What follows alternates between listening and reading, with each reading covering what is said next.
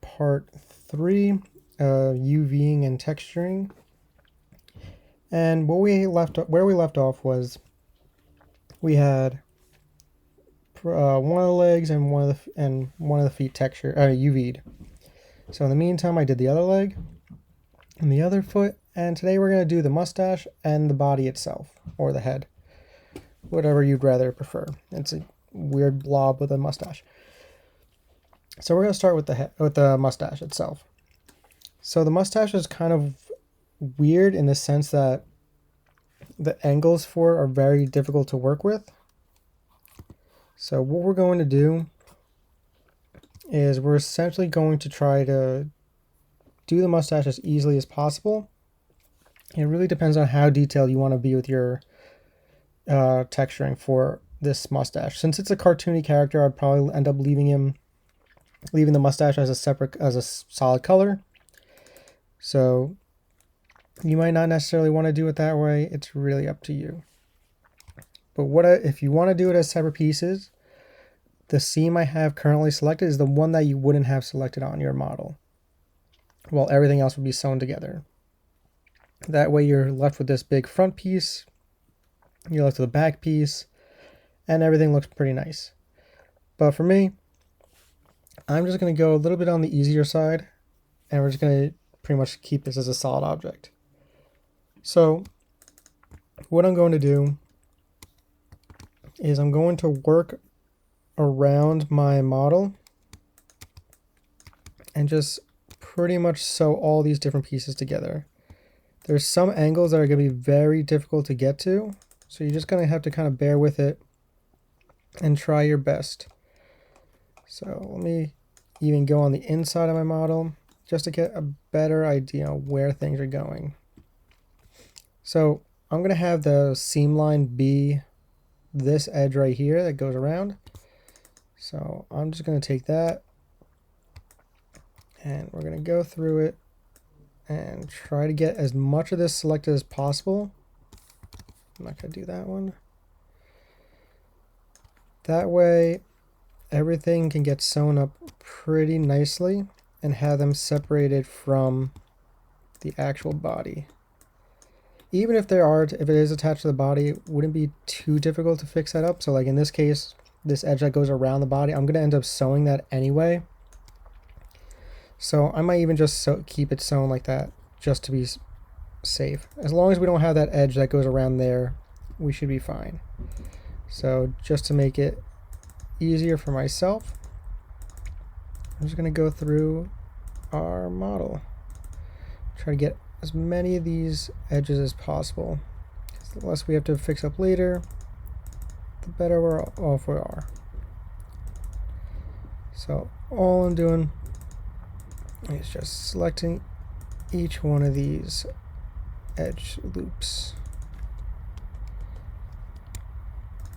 And I usually just kind of move back and forth, work my way around.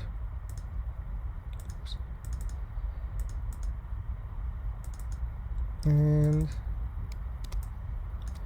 those little nub pieces, I might just have to do it manually, or I'll just hope that wouldn't work. So we're just going to do those manually and try to get all of them, and hope that we didn't miss any later on. Even if we do, it's not too difficult to fix. Now again, this isn't necessarily the best way of doing it, because I already know from experience that the mustache is not going to come out too well. But since I said I'm going to just have it as a separate object, we're not going to really care for it too much. So just trying to get every single one of those little pieces, and I think I got everything. Oops, missed this guy. And I can get those as well. These going outwards aren't too bad, because they were gonna get sewn anyway. But in your cases, you may not want to do that. It's really up to you. I'm gonna do it just for the sake of the example. So I'll sew all these, and I should end up with this weird kind of pepper shape. Let me show you. So this is what happens when you don't have the right amount of seam lines. Because they're all sewn together, it is still a solid object. I did miss pieces. And this right here is the seam line where it's actually attaching to, actually, is this the part of it? No. This right here, if I can select it, is that seam line. Let me just sew that. And we really can't do too much to this, because if I try to, let's just say, smooth it out like we did before, it won't necessarily unfold in a good way. So yeah, it's nothing really happening. But again, I'm keeping this as a solid color, so not too big of a deal. I'm gonna bring this down to the middle right there. And now we can work on the body. So the way we're gonna do the body is a bit different than we've been doing for all the other pieces. Normally we would select the edges and then make sure we don't select the seam lines. For the body, we're gonna select everything else that's left because it is the biggest part. And essentially what I could do is I'll go to my finished pieces and I'm going to just deselect every single piece that's lit up just like that, and that's going to basically get rid of those seam lines for me. I might do that one manually just to be safe, or I could probably get it through here. Let's see how it goes.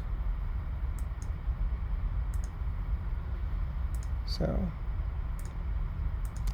I was able to get that, so no problems there. We'll get the other leg. And that's for the most part it of the body, because everything is going to come together anyway. It might become a very weird blob, but we can fix that up pretty easily.